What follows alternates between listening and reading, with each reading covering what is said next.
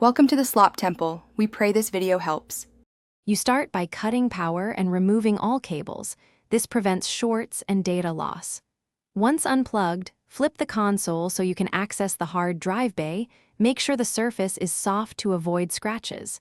Put on an anti-static strap or touch metal to discharge static. The drive is sensitive. Keep the screwdriver handy. You are now ready to expose the bay. Locate the hard drive compartment on the console's top or side and position your hands to remove the cover safely. Once the cover is off, inspect the bay to see if a latch or screws secure the hard drive. If screws are present, remove them first with a Phillips. If there is a latch, press it firmly and slide the drive outward. Steady, straight motion prevents connector damage.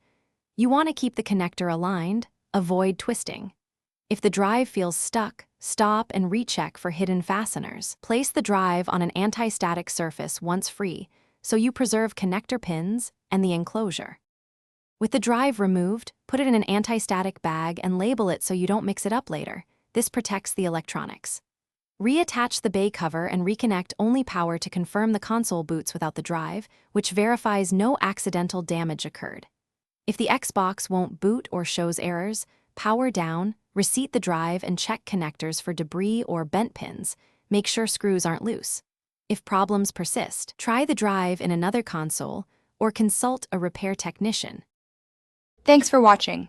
Consider subscribing if we helped you.